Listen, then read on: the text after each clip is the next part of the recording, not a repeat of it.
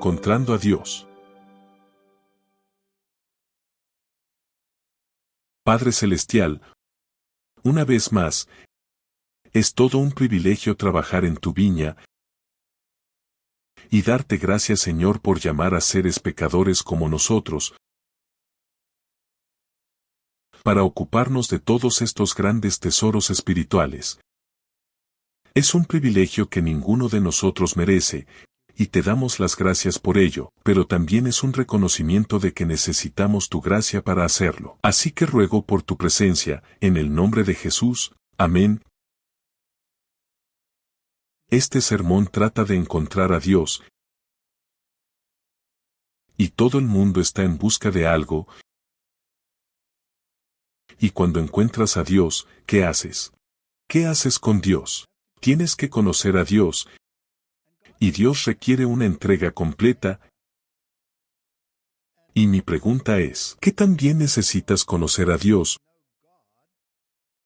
para hacer una entrega completa?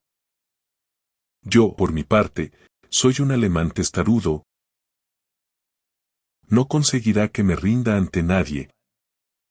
Y Dios dice que quiere una rendición completa. Así que mi siguiente pregunta es, ¿cuánto debo confiar en Él para hacer esa rendición completa? Debe ser una confianza absoluta, debe ser la clase de confianza de la que Job hablaba en el capítulo 13, versículo 15. Dice, aunque me mate, en Él confiaré. Pero luego está este pequeño agregado, pero mantendré mis propios caminos ante Él. Deja ese pequeño hueco para decir, tengo algo que decir también. Me parece bastante tierno. Solo hay dos entidades en este planeta, o en este universo, que requieren una rendición completa. Una es Dios y la otra es el papado. ¿Has pensado alguna vez en eso? Ambas exigen una entrega total. La diferencia entre los dos es que uno requiere una rendición completa, totalmente basada en tu libertad de elección, y el otro la requiere, aunque implique fuerza o coerción. Y esa es la diferencia entre las dos. ¿Cómo llegas a conocer a Dios? ¿Cómo sabes que puedes confiar en Dios? Ese es un punto muy importante. No puedo hacer una entrega hasta que sepa que puedo confiar en esta persona. Primera de Corintios 13, versículo 12, dice, ahora vemos por espejo, oscuramente. Mas entonces veremos cara a cara. Ahora conozco en parte, pero entonces conoceré como fui conocido. Lo hace aún peor. Ni siquiera tengo la imagen completa. Veo a través de un cristal oscuro. Y debo tomar una decisión en cuanto a si quiero hacer esto o no. Y Lamentaciones 3, versículo 33 dice, porque no aflige ni entristece voluntariamente a los hijos de los hombres. Así que Dios no quiere que pasemos por momentos difíciles, ni que suframos. Santiago 5 versículo 10 dice, tomad, hermanos míos, a los profetas que han hablado en nombre del Señor por ejemplo de sufrimiento, aflicción y de paciencia. Ahora bien, esas tres palabras no son exactamente atrayentes. Sufrimiento, aflicción y paciencia. De las tres, la tercera es la peor para mí, con mi estructura epigenética. Wesley toma la declaración y dice, toma a los profetas como ejemplo. Una vez perseguidos como vosotros, incluso por hablar en el nombre del Señor, los mismos hombres que se gloriaban de tener profetas no pudieron soportar su mensaje, ni su santidad, ni sus altos cargos los protegieron del sufrimiento.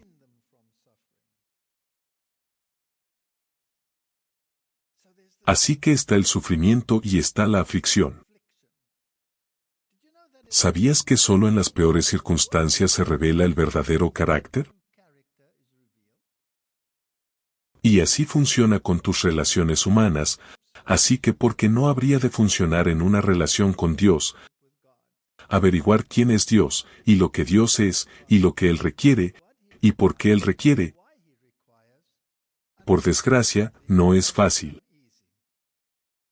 Segunda de Corintios 4:17 dice, porque esta leve tribulación momentánea produce en nosotros cada vez más excelente y eterno peso de gloria. Así que la aflicción se asocia con una eventual glorificación. Marcos 13, versículo 19, porque aquellos días serán de tribulación cual nunca ha habido desde el principio de la creación que Dios creó, hasta este tiempo, ni la habrá. En otras palabras, llegará un momento en que las cosas no mejorarán, sino que empeorarán. ¿Qué clase de confianza debes tener en ese tipo de circunstancias? Ahora, Nahum 1:9 dice, ¿qué pensáis contra Jehová? Él hará consumación, no tomará venganza 2 veces de sus enemigos.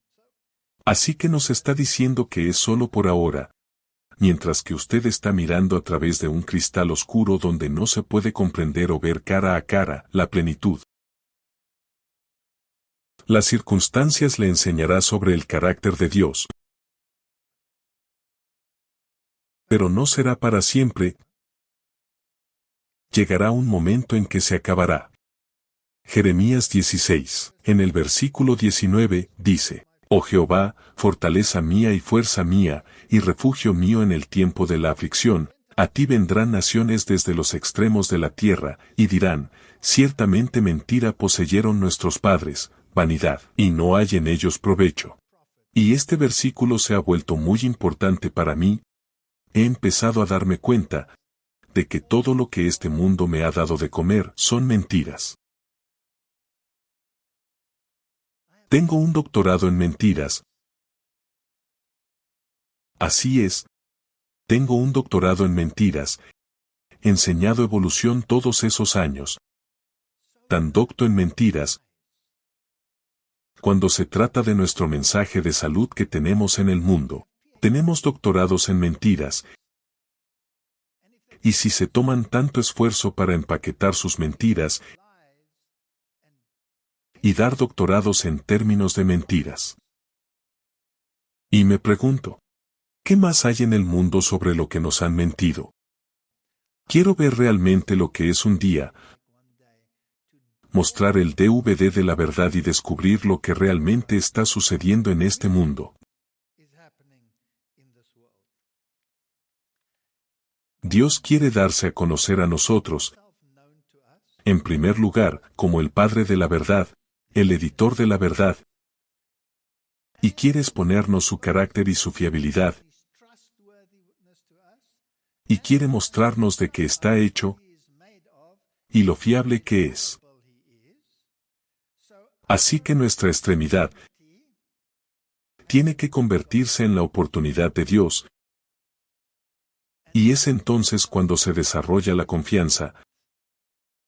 Tengo que descubrir de qué se trata en el fuego de la aflicción, porque es ahí donde se desarrolla la confianza.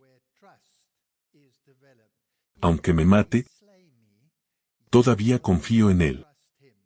Eso debe significar que debo llegar al punto de que si Dios me matara, debo darle gracias, porque sé que es por una buena razón y por una buena causa, y que producirá un fruto tremendo, y solo será por una temporada, porque a esa muerte la llama dormir. ¿Cómo se sintió Pablo cuando supo que la guillotina estaba en camino y que su cabeza iba a rodar? ¿Dejó de confiar en Dios? No. ¿Por qué no? Porque sabía de qué se trataba. El estudio de la palabra de Dios debe tomar el lugar del estudio de esos libros que han llevado a las mentes al misticismo y lejos de la verdad. En otras palabras, todas esas mentiras con las que nos han alimentado, a nivel científico, a nivel espiritual, a nivel religioso, no son más que mentiras. Son principios vivos de la palabra de Dios, entretejidos en nuestras vidas serán nuestra salvaguarda en las pruebas y tentaciones. Esa instrucción divina es el único camino al éxito. Y como la prueba llega a cada alma, habrá apostasía. Algunos resultarán ser traidores, embriagadores, altaneros, autosuficientes, se apartarán de la verdad y naufragarán. ¿Por qué? Porque no vivieron por cada palabra que precede de la boca de Dios. Ellos no cavaron profundo e hicieron sus fundaciones seguras. Así que no queremos seguir esa ruta. No quiero seguir la ruta de la apostasía. No quiero seguir la ruta de convertirme en un traidor a la causa. No quiero volverme embriagador, altanero y autosuficiente. Porque no he encontrado raíces suficientemente profundas en la palabra de Dios. No quiero apartarme como aquellos discípulos se apartaron, cuando Jesús dijo, a menos que comáis la carne del Hijo de Dios y bebáis la sangre del Hijo de Dios, vosotros, etcétera, etcétera. Decían, dura es esta enseñanza. Y algunos de ellos no anduvieron más con él. ¿Por qué? Porque no querían beber la sangre, ni comer la carne. Si no interiorizamos ese carácter,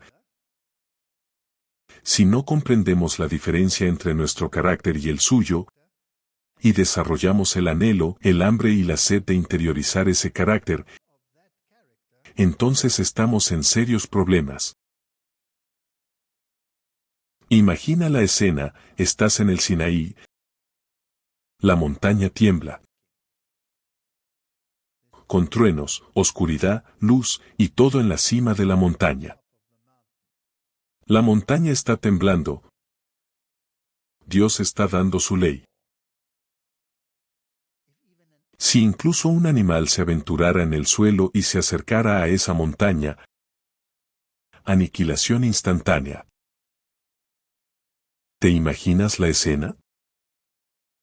Y la gente está tan asustada que sus rodillas se entrechocan, y finalmente le dicen a Moisés, háblale tú. No dejes que nos vuelva a hablar jamás. Una tremenda muestra del poder y la majestad de Dios cuando presenta su ley y está en la montaña. Es un pensamiento increíble. ¿Por qué tanto poder, tanta grandeza y tanta justicia instantánea? Y condena por la más mínima transgresión, incluso de un animal. Bueno, tuvieron que quedar impresionados con el poder y la majestuosidad y la magnitud de la ley. Y se dieron cuenta de que no pueden alcanzarla, están en serios problemas. Y recuerden quién es el que habló en esa montaña. No fue otro que el mismo Jesucristo. Y luego cambió la escena. Su primer sermón, cuando había tomado sobre sí la simiente de Abraham, su primer sermón. Y la Biblia dice que subió a la montaña y predicó las bienaventuranzas, y comienza con las palabras, bienaventurados los pobres de espíritu, porque de ellos es el reino. Y debieron de mirarle y pensar, ¿es este el Mesías? Pensaba, bienaventurados los grandes y poderosos de Dios que conquistarán el mundo y que serán grandes y maravillosos. No, no, bienaventurados los mansos, bienaventurados los pobres de espíritu, y esta palabra, quiero decir, hemos perdido tanto en nuestro idioma. Somos tan pobres cuando se trata de nuestro lenguaje, pobre es pobre. En la época de Shakespeare, este utilizaba 27.000 palabras en sus novelas. Hoy nos limitamos entre 3.000 y 4.000 palabras. Realmente nos hemos empobrecido, nos creemos tan geniales. Hoy en día puedes arreglártelas con 5 palabras. Algunos jóvenes tienen una conversación que consta de 5 palabras. Oye, hombre. Sí. Genial. Sí, genial. Toda la noche con una conversación así. No hay problema. Entonces, ¿cuál es mi punto aquí? Ese mismo legislador que habló con tanta grandeza en esa montaña, cuando expuso esta ley, viene y se sienta en un monte, y se sienta, habla cara a cara con la gente, y expone los principios de la ley. Y empieza con bienaventurados los pobres en espíritu, y avanza hasta el punto en que estáis predicando la verdad y seréis perseguidos por causa de la justicia. Así que básicamente lo que está diciendo es que la manera de interiorizar la moralidad de la ley, y la única manera de hacerlo, es empezar por el reconocimiento de tu absoluta pobreza. Y había diferentes palabras para referirse a la pobreza. Nosotros hoy tenemos una, pobreza, pero había diferentes, y la palabra griega que se usa allí es la que describe la pobreza abyecta, absoluta, la indigencia, la nada. Y así es como empiezas a darte cuenta dónde estás y tu necesidad, y que necesitas esta justicia que no tienes, no puedes obtenerla por ti mismo. No posees nada. Así que Salmos 36, versículo 10 dice, extiende tu misericordia a los que te conocen y tu justicia a los rectos de corazón. Tengo que conocer a Dios, y tengo que entender que la magnitud y la gloria de la ley, que es tan alta, que tiemblo y me estremezco en su presencia, está tan cerca como sentarme a los pies de Jesús. Cuando Él me explica, cuando te des cuenta de que no puedes llegar allí, déjame hacerlo por ti. Es una comprensión tremenda. Revela algo sobre el carácter de Dios. Hechos 14, versículo 22 dice, confirmando los ánimos de los discípulos, exhortándoles a que permaneciesen en la fe y diciéndoles, es necesario que a través de muchas tribulaciones entremos en el reino de Dios. Es una palabra horrible, debemos. Y que debemos, a través de mucha tribulación, entrar en el reino de Dios. Colosenses 1, versículo 21 dice, y a vosotros también, que erais en otro tiempo extraños y enemigos en vuestra mente, haciendo malas obras, ahora os ha reconciliado en su cuerpo de carne, por medio de la muerte, para presentaros santos y sin mancha, e irreprensibles delante de Él. La única manera en que puedo ser santo, y justificable a sus ojos, es a través de la muerte a mí mismo. Y luego estas palabras, si permanecéis en la fe, cimentados y firmes, y sin moveros de la esperanza del Evangelio, que habéis oído y que ha sido predicado a toda criatura que está debajo del cielo, del cual yo, Pablo, soy ministro, que ahora me regocijo en mis padecimientos por vosotros. ¿Lo has pensado alguna vez? A ninguno de nosotros nos gusta alegrarnos en el sufrimiento. Romanos 2:7 dice, a aquellos que, perseverando en el bien, buscan la gloria, la honra y la inmortalidad. En otras palabras, no debes rendirte. No debes rendirte, debes poner tu rostro como pedernal, cuanto peor se ponga, más obstinado serás. Pones tu cara como el pedernal. Sabes a dónde vas, sabes a quién sigues, y sabes por qué. Verás, en la Edad Media, te decían que Dios era un capataz duro, y era fácil de demostrar, quiero decir, mira el Sinaí, mira cómo actuó, y si no obedeces, irás a ese lugar. Y así forzaron a la gente por miedo a seguir a Dios. Ahora, eso podría funcionar con algunos, pero con un individuo testarudo como yo, eso no funcionaría. Eso solo me haría aún más rebelde. No conseguirás que haga algo por miedo. No. Seré rebelde.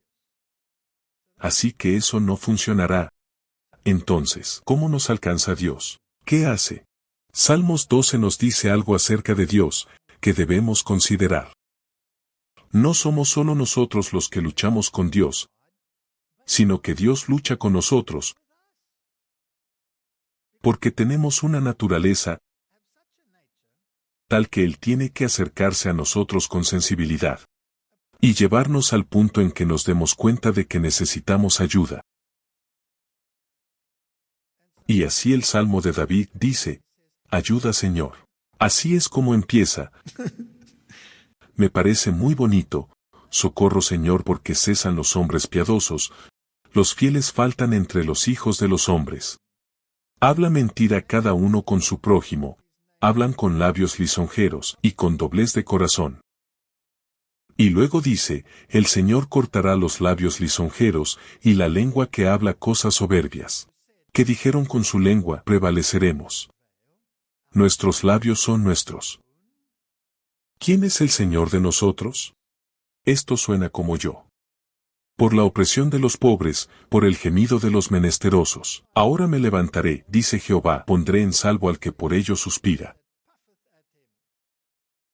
Las palabras de Jehová son palabras limpias, como plata refinada en horno de tierra, purificada 7 veces.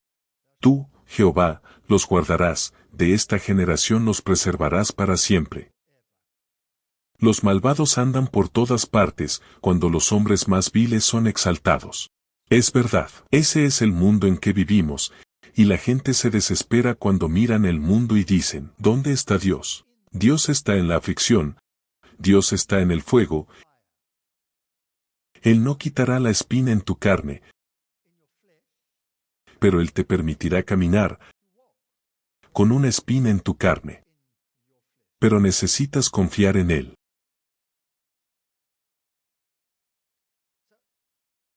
¿Hasta dónde puedo llegar? Cuanto peor se pone, la Biblia dice que más debo alabarlo. Salmo 73, versículo 25 dice, ¿a quién tengo yo en los cielos sino a ti? Y fuera de ti nada deseo en la tierra. Mi carne y mi corazón desfallecen, mas la roca de mi corazón y mi porción es Dios para siempre. Aquí no hay nada para mí, nada.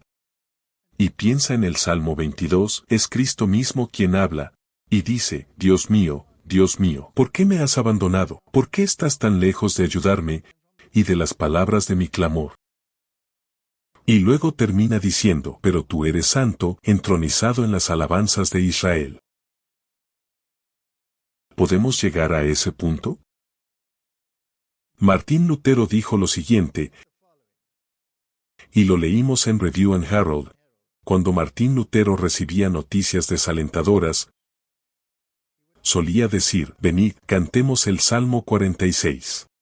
Este salmo comienza con las palabras Dios es nuestro refugio y fortaleza, una ayuda muy presente en los problemas, por lo tanto, no temeremos, aunque la tierra sea removida, y aunque los montes sean llevados en medio del mar, en vez de lamentarse, llorar y desesperarse. Cuando los problemas se reúnen a nuestro alrededor como una inundación y amenazan con abrumarnos, si tan solo rogáramos por la ayuda de Dios, sino que lo alabáramos por tanta bendición que nos queda. Alabarle porque es capaz de ayudarnos, nuestro camino le sería más grato y veríamos más de su salvación. ¿Alguna vez has mirado la creación y te has preguntado, cuando ves ese pequeño colibrí revoloteando sobre esa flor, cuando ves ese pequeño arroyo corriendo a su lado, cuando ves a los animales como las ardillas jugando en los árboles? ¿Puedes imaginar a un creador vengativo y vil y miserable cuando ves estas cosas? No tiene sentido. cuando oyes el canto de un burro, cuando ves a un gallo caminando entre gallinas. ¿Puedes ver a un Dios sin humor? Debe de ser imposible. Y sin embargo Dios es el que recibe esta imagen de ser este monstruo que ha creado todo este mal. El único mal que tenemos en medio de lo que Dios ha creado es la caída moral de la humanidad. Ese es el único mal que existe, y el sufrimiento en realidad se convierte en intimidad con lo divino. Entramos en el cielo a través de muchas tribulaciones, y aunque caminemos en la sombra de la muerte, debemos aceptar el hecho de que no estamos solos. ¿Cómo aprende a hablar un niño? Escuchando las palabras de los padres. ¿No es así? Entonces, ¿cómo aprendemos a hablar con Dios? Escuchando sus palabras. ¿Y dónde encontramos sus palabras? Cuando tuvo la amabilidad de escribirlas en este libro, y esto es el protestantismo se basa en la Biblia, y si la gente se basara en la Biblia, no estarían tan confundidos en cuanto a lo que está sucediendo en el mundo. Pablo dice en Romanos 7, versículo 18, y yo sé que, en mí, esto es, en mi carne, no mora el bien. Porque el querer el bien está en mí, pero no el hacerlo. Ahora los perfeccionistas entre nosotros dirán, bueno, eso fue antes de que se convirtiera. No. Esta es la palabra de Dios. Él dice, no hay nada bueno en mí, y realmente quiero hacerlo, pero ¿cómo hacerlo? Simplemente no está en mí. Y si no le creo a Pablo, puedo ir al Antiguo Testamento, puedo preguntarle a David, y él me lo dirá. El necio dice en su corazón que no hay Dios, son corruptos, han hecho obras abominables, no hay ninguno que haga el bien. El Señor mira desde el cielo a los hijos de los hombres para ver si hay alguno que entienda y busque a Dios. Todos se desviaron, a una se han corrompido. No hay quien haga lo bueno, no hay ni siquiera uno. Ni uno.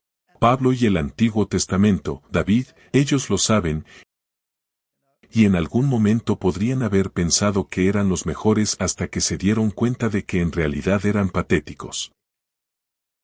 ¿Y cuándo se dio cuenta Pablo? Cuando se paró allí y observó la lapidación de Esteban, y escuchó esas palabras inspiradoras, esas palabras inspiradas por Dios de Esteban, y fue herido en su corazón, y endureció su corazón, y siguió adelante y dijo, los mataré de todos modos. Y entonces tuvo la experiencia de Damasco, y se dio cuenta de lo ciego que estaba realmente, y realmente tuvo que volverse ciego antes de poder ver.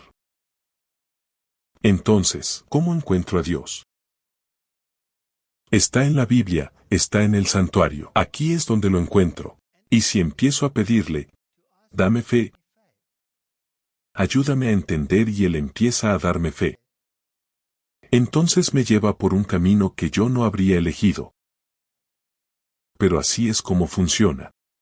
Levítico 4:33 dice, y pondrá las manos sobre la cabeza de la ofrenda por el pecado, y la degollará como ofrenda por el pecado, en el lugar donde se degollaban los holocaustos. Después con su dedo el sacerdote tomará de la sangre de la expiación, y la pondrá sobre los cuernos del altar del holocausto, y derramará el resto de la sangre al pie del altar, y quitará toda su grosura, y la grosura representa el pecado, como se quita la grosura del cordero del sacrificio de la ofrenda de paz, y el sacerdote las quemará sobre el altar, conforme a la ofrenda encendida al Señor, y el sacerdote hará expiación por su pecado.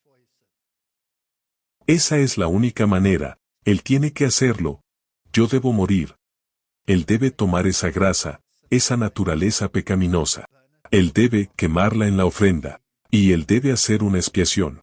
Este es el acto de gracia de Dios de absolución, y es ajeno a todas las demás religiones, aparte del cristianismo puro en este planeta. Solo hay una religión que lo enseña.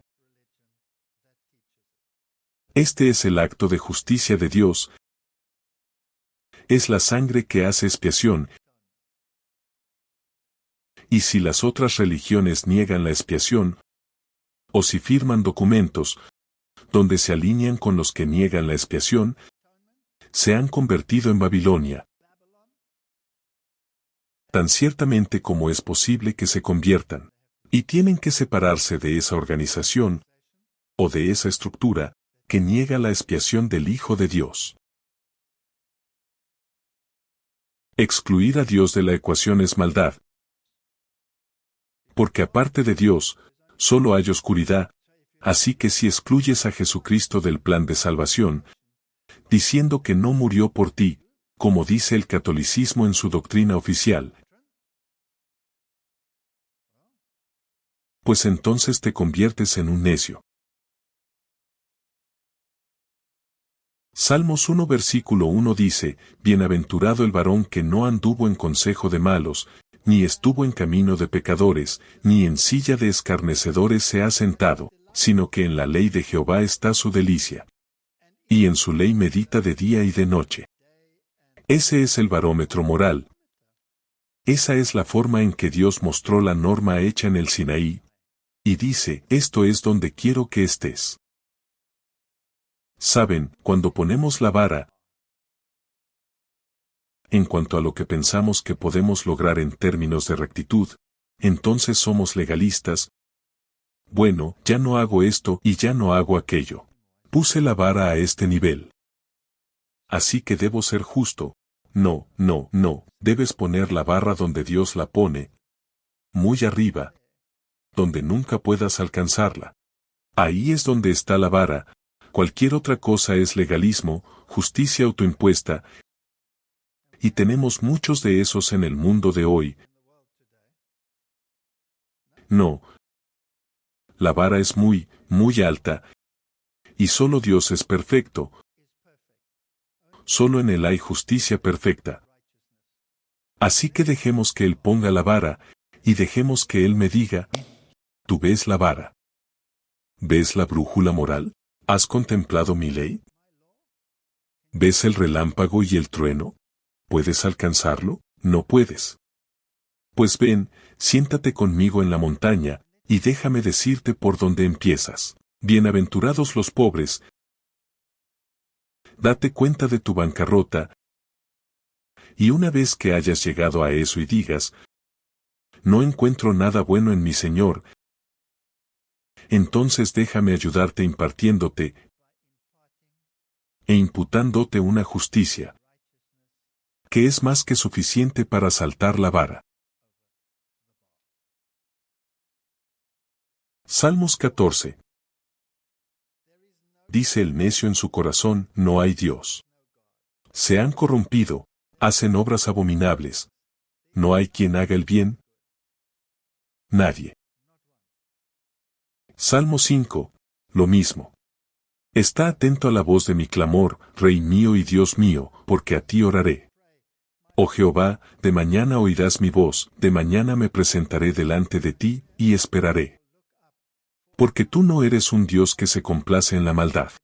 El malo no habitará junto a ti, los insensatos no estarán delante de tus ojos. Aborreces a todos los que hacen iniquidad.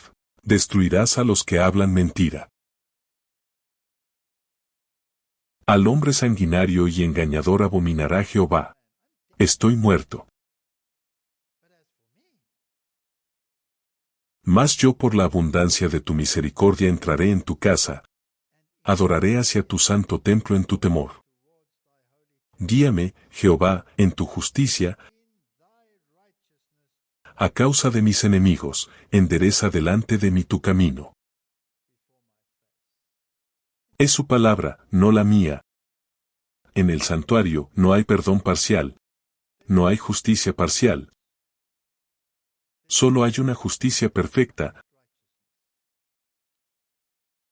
Así que tenemos dos leyes en el mundo. La ley de Dios. La ley natural. La ley natural es lo que la sociedad decide que es la norma, y el estándar. La ley de Dios es lo que Dios decide que es la ley y la norma. El catolicismo romano se basa en la ley natural, El Papa dijo en las Naciones Unidas, la base de la moral es la ley natural. Así que lo que decida una sociedad, ahí es donde se pone el estándar. Pero la vara de Dios está muy arriba. ¿A dónde quiero ir? ¿Me exige Dios que renuncie a mi personalidad? No. Dios no me exige que renuncie a mi personalidad. Me pide que la module, para que entre en armonía. Entonces, ¿qué significa rendirse? ¿Qué entrego cuando me rindo a Dios? Esa es la cuestión. ¿Qué exige Él de mí? ¿Qué quieres que haga? ¿A qué debo rendirme? Esa debería ser mi pregunta. Y la respuesta es sencilla. Debo renunciar a mi distorsionada brújula moral. Debo renunciar a ella. Está distorsionada, está rota, es inútil, no conduce a nada, lleva a la muerte. No se puede salvar. No se puede restaurar. Debe morir. A eso debo renunciar. Eso es lo que debo entregar. ¿Qué obtengo en su lugar? Esa es la siguiente pregunta. Una brújula moral perfecta. Una brújula moral sin distorsiones. Una brújula moral que es tan alta, que la humanidad no puede alcanzarnos sin la divinidad. Si lo piensas bien, el intercambio es como si alguien tomara su auto destartalado, convertido en un ridículo desecho, y lo cambiara por el vehículo más magnífico del planeta, en estado inmaculado. Y nosotros decimos, no. No lo queremos. ¿Estamos locos? El problema es que no nos damos cuenta de que tenemos una brújula distorsionada. No tenemos un sumo sacerdote que no pueda conmoverse con nuestros sentimientos, de nuestras dolencias. Hebreos 4:16. Acerquémonos, pues, confiadamente al trono de la gracia, para alcanzar misericordia y hallar gracia para el oportuno socorro. Con valentía. Así que si me acerco a Dios con valentía, eso significa que el mismo Dios que estaba allí en el Sinaí, debo ser capaz de ir a Él con valentía, porque mi fe es absolutamente en Él. Ahora bien, eso significa que es un Dios personal. No está en los árboles, no está en la lluvia. Debo tener una relación personal con Él, y una relación personal se prueba en el fuego. Cualquier matrimonio, todos lo sabemos, se desmorona en una crisis si no se pone a prueba y se examina. ¿Y cuántas personas se desmoronan? Porque las cosas van mal. Pero si estás arraigado y confías al máximo en ese individuo y tienes la relación adecuada, entonces la tempestad puede llegar. Tenemos un Dios personal. Salmo 104 versículo 13 dice, Él riega los montes desde sus aposentos, del fruto de sus obras se sacia la tierra.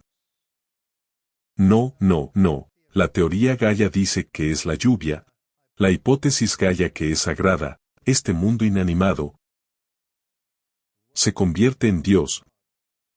No, versículo 14 dice, Él hace producir el heno para las bestias, y la hierba para el servicio del hombre, sacando el pan de la tierra,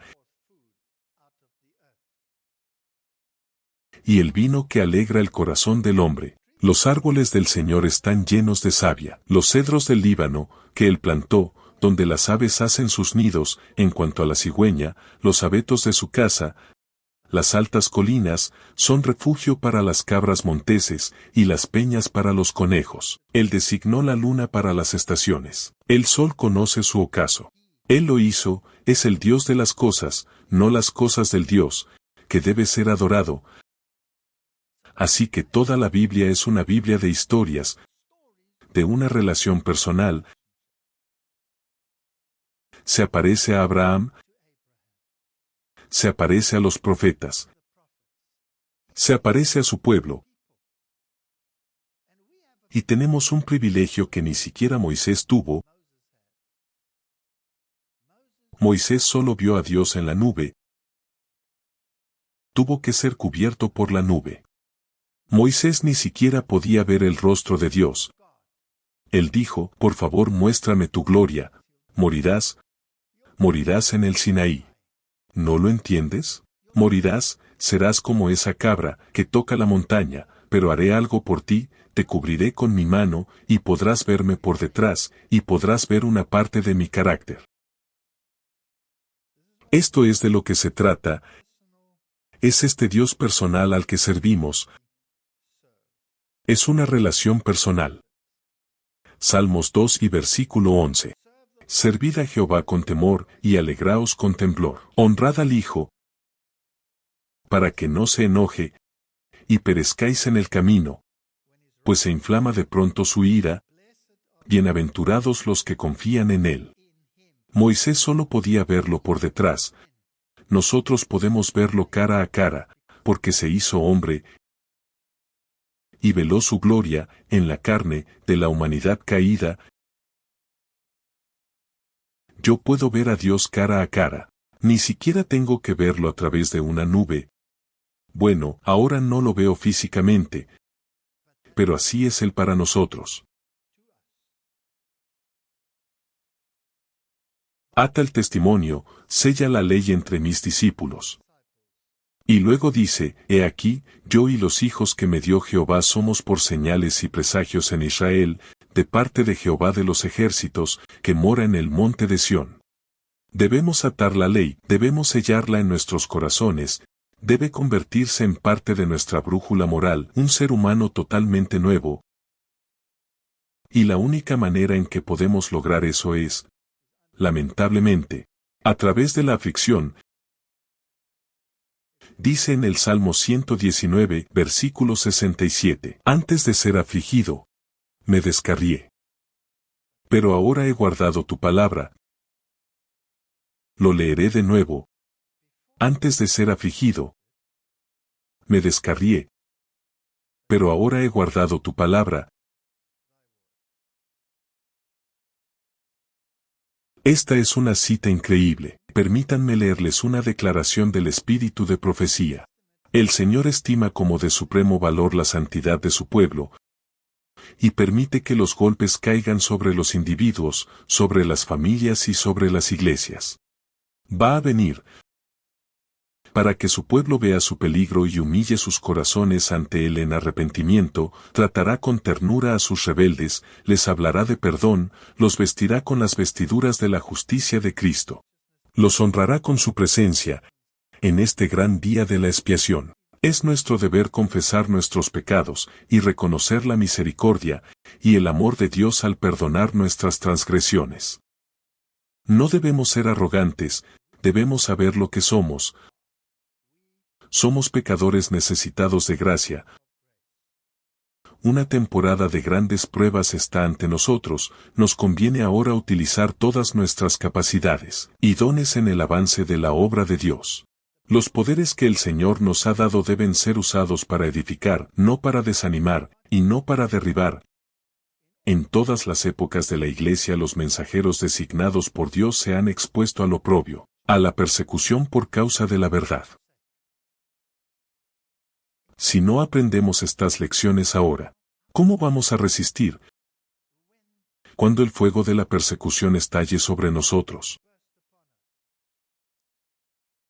Ella escribe, purificará a la iglesia, como purificó el templo al principio y al final de su ministerio en la tierra.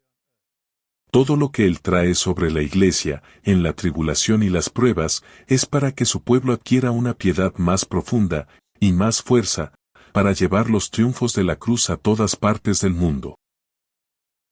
Si no nos lleva a nuestro extremo, ¿cómo puede demostrarnos su oportunidad? ¿Y cómo podemos aprender a confiar en Él? Si no hemos tenido la experiencia de la experiencia de la experiencia que es digna de confianza, y Él intervendrá cuando la situación está en su punto más oscuro, la única manera es esta experiencia. Y es por eso que Pablo dice en 2 de Corintios 12:10. Y estoy empezando a entenderlo, por desgracia.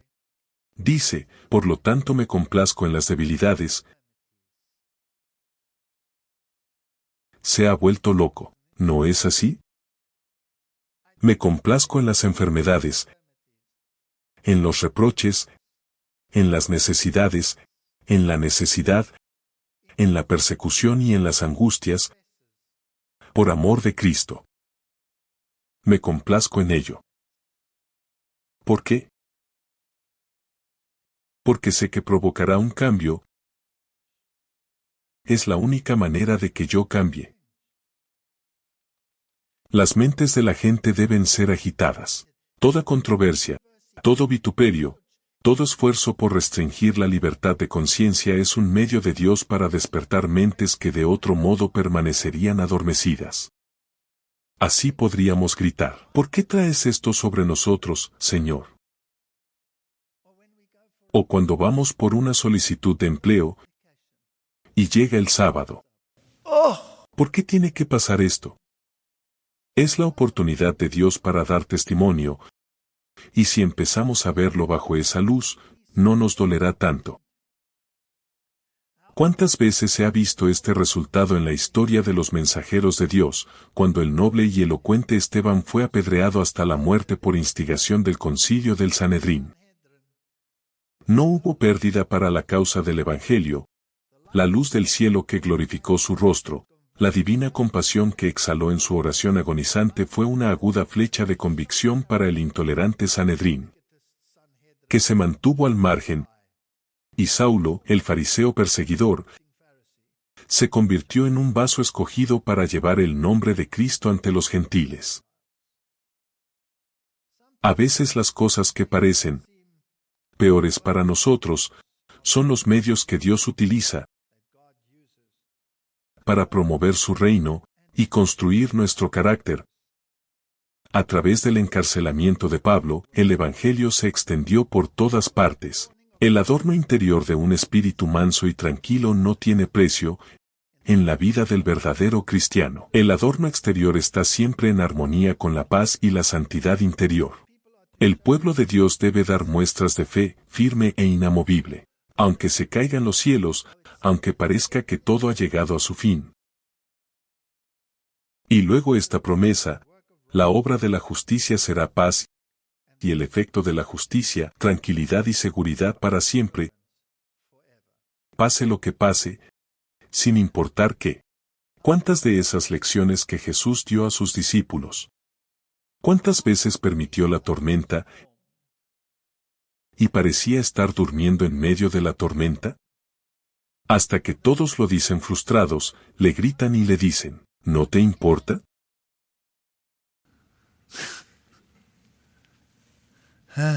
Tranquilizaos, calma.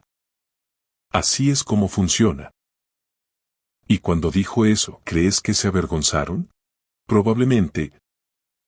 Muchas veces tendremos que avergonzarnos, y entonces pensamos: bueno, Dios se ha dado por vencido con nosotros. No. Si te avergüenzas, si tienes que ir al pie de la cruz y confesar tus pecados, si piensas: bueno, ahora estoy perdido, he ido demasiado lejos. Esa es la mayor evidencia que tienes de que Dios todavía está hablando a tu corazón. Porque si Él no te hablara, ni siquiera oirías esa voz de la conciencia. Estaría cauterizada como por un hierro candente. Somos observados por los hombres. Hay muchos que te miran para ver lo que la religión puede hacer por ti. Muchos te observan todo el tiempo. Recuerdo el caso de ese hombre, pobre hombre, que ahora está muerto.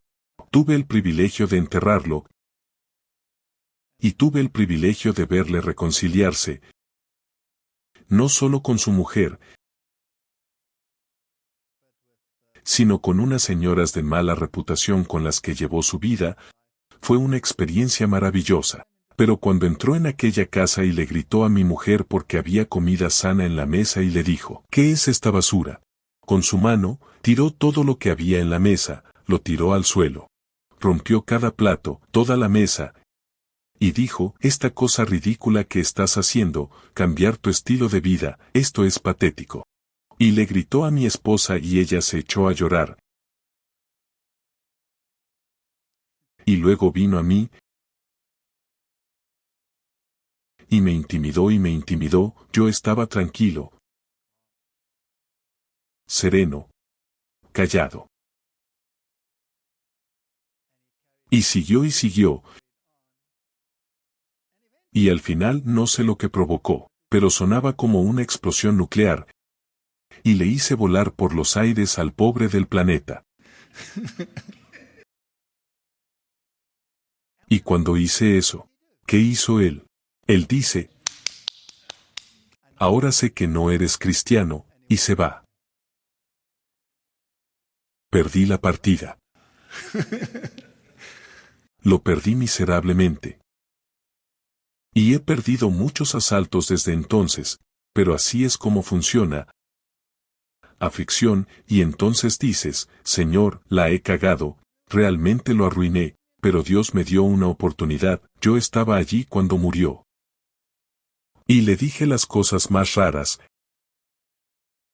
En su lecho de muerte, le dije, he contado la historia muchas veces, pero vale la pena contarla de nuevo. Le dije, ¿sabes qué? Eres la persona más miserable que he conocido.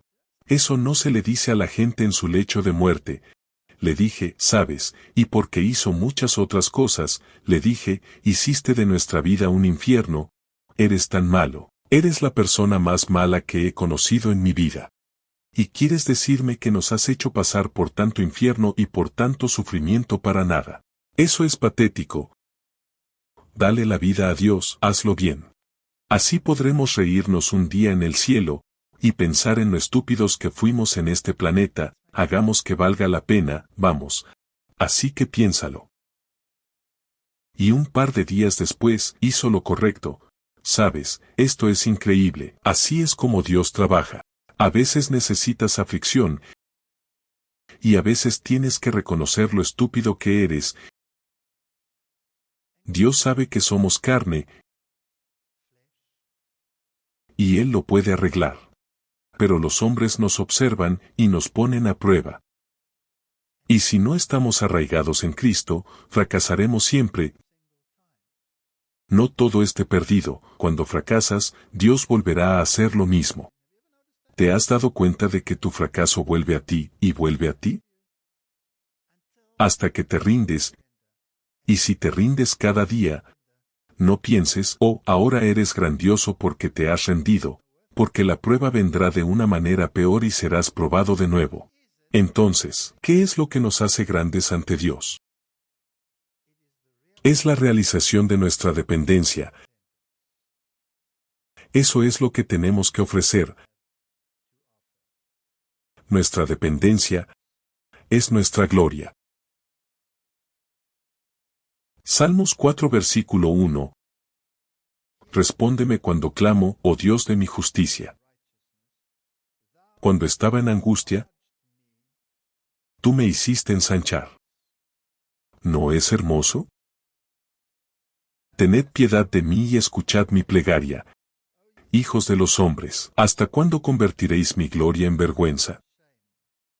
¿Hasta cuándo amaréis la vanidad y buscaréis la mentira? Sabed pues que Jehová ha escogido al piadoso para sí. Jehová oirá cuando yo a él clamare. Temblad y no pequéis. Meditad en vuestro corazón estando en vuestra cama, y callad. Ofreced sacrificios de justicia, y confiad en Jehová. Y ahí es donde tenemos que estar, para el tiempo que viene. Y que el Señor nos ayude a lograrlo, oremos. Padre Celestial, nuestra gloria es nuestra dependencia. Eso no le sienta bien al mundo, que se gloría de su independencia. Pero nuestra gloria es nuestra dependencia. Necesitamos la brújula moral que no poseemos, y el estándar es muy alto, es un estándar divino. Y no podemos alcanzarlo. pero tú puedes compensar la falta, y porque nos has afligido y llevado a lugares rectos, y nos has dado la oportunidad de aprender a conocerte, nos damos cuenta y más que sin ti no podemos hacer nada. Por eso te pedimos que, en el tiempo que se nos viene encima, seas nuestra fuerza y nuestra fortaleza. En el nombre de Jesús, amén. Hola, YouTube. Soy Walter Bath. Si desea obtener más información o si desea suscribirse, haga clic aquí, suscríbete a nuestra página, o done, comparta. Y nos gustaría saber de ti.